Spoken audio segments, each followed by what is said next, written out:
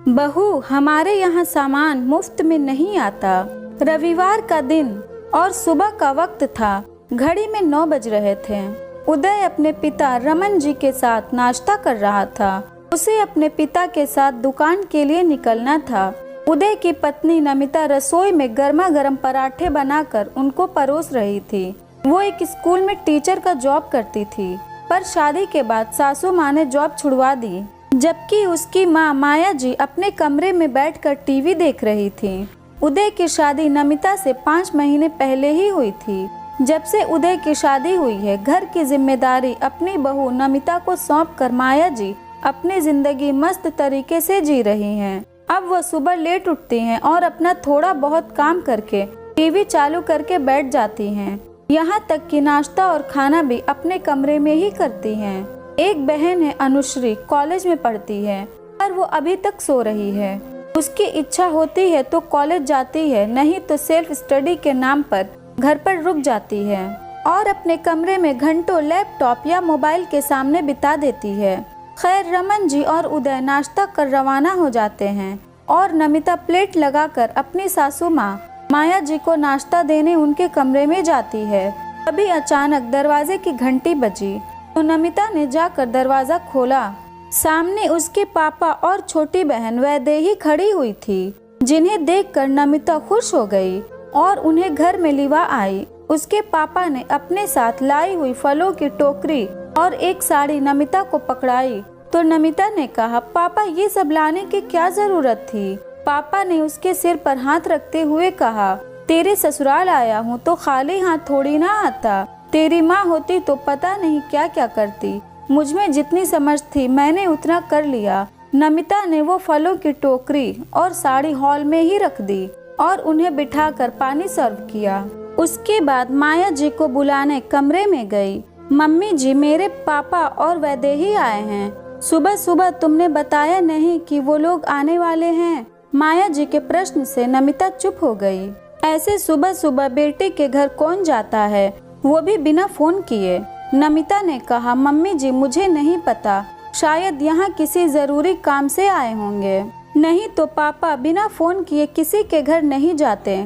ठीक है, उन्हें बिठाओ, मैं नाश्ता खत्म करके आ रही हूँ। माया जी ने अपना नाश्ता जारी रखा और नमिता चुपचाप बाहर आ गई। अपने पापा से कुछ देर बात कर वो रसोई में चाय बनाने चल दी। चाय भी बना कर ले आई और पापा ने चाय भी पी ली, लेकिन माया जी अभी तक कमरे में से बाहर निकलकर नहीं आई। आखिर नमिता के पापा ने कहा, बेटा मैं यहाँ जरूरी काम से आया हूँ, किसी क्लाइंट से मिलने जाना है। अगर लेट हो गया तो क्लाइंट निकल जाएगा। मैं समधन जी से वापस आकर मिल लूंगा, तब तक वैदेही यही तुम्हारे पास है। दोनों बहनें जी भर के बातें करो, वैसे भी तुझसे मिलने के लिए जिद करके यहाँ आई है। ठीक है पापा, आप अपना काम निपटा लीजिए। मम्मी जी, पापा जी से आप शाम को मिल सकते हो, नमिता ने कहा तो उसके पापा वहाँ से रवाना हो गए। उनके जाने के 15 मिनट बाद माया जी निकल कर बाहर आईं तो वैदेही और नमिता साथ बैठकर बातें कर रही थी। एक नज़र उन्होंने फलों की टोकरी और उस साड़ी पर डाली, फिर नमिता और वैदेही की तरफ देखा। उन्हें देखते ही दोनों खड़ी हो गईं और वैदेही ने हाथ जोड़कर माया जी को नमस्कार कहा। अरे तुम्हारे पापा कहाँ गए, मुझसे तो मिले ही नहीं। नमिता ने बात संभालते हुए कहा, मम्मी जी पापा कोई जरूरी काम से गए हैं, आते समय आपसे मिल लेंगे। हाँ भाई, पहले के लोग तो अपने समधी समधन से मिले बगैर इधर से उधर नहीं हो सकते थे। पहले का वक्त ही कुछ और था, पर आजकल नया जमाना है। खैर कोई बात नहीं, कहते कहते माया जी वहीं सोफे पर आकर बैठ गईं। काफी देर तक इधर उधर की बात करते करते वो वैदेही से बोली, अरे बेटा तुम्हारा ये सूट तो बहुत अच्छा लग रहा है, कहाँ से खरीदा है। वैदेही ने भी खुश होते हुए कहा, ये सूट मेरे जन्मदिन पर जब नमिता दीदी और जीजा जी घर पर आए थे तो उन्होंने ही मुझे ये सूट दिलाया था। आपको अच्छा लगा। सच में मेरी दीदी और जीजा जी की चॉइस तो बहुत अच्छी है। सभी को यह सूट पसंद आया। वैदेही की बात सुनकर माया जी के चेहरे पर कई हाव भाव आकर चले गए। नमिता वहीं बैठे बैठे उनके चेहरे के हाव भाव को नोटिस कर रही थी, पर कुछ नहीं बोली। कुछ देर बाद ननद अनुश्री भी उठ कर आ गई वैदेही को देखकर मुंह बनाते हुए कुटिल मुस्कान के साथ बोली, अरे आज इतनी सुबह सुबह कैसे? घर में कुछ काम नहीं था क्या, या फिर चाय पत्ती खत्म हो गई थी? उसकी इस बात पर माया जी हंसने लगी और वैदेही ने नमिता की तरफ देखा। उसे इस तरह नमिता की तरफ देखता हुआ देखकर माया जी बोली, अरे वैदेही बुरा मत मानना, अनु की तो आदत ही है मजाक करने की। उनकी बात सुनकर वैदेही हल्की सी मुस्कान लेकर सोफे पर बैठ गई, पर नमिता को यह बात अच्छी नहीं लगी तो उसने कहा, अनुश्री हमारे घर में कौन सी भाभी बैठी हैं जो घर का काम कर लेगी? वैदेही अपनी दीदी से मिलने आई तो घर का काम तो करके ही आई होगी। वैसे भी हर काम में निपुण है मेरी बहन, पता है सुबह 5 बजे ही उठ जाती है। कि बात सुनकर माया जी और अनुश्री दोनों का मुंह बन गया और अनुश्री ने कहा, इससे मुझे क्या, मुझे भूख लग रही है, मेरा नाश्ता लगा दो। उसकी बात सुनकर नमिता रसोई में गई तो वैदेही भी उसके पीछे पीछे रसोई में आ गई।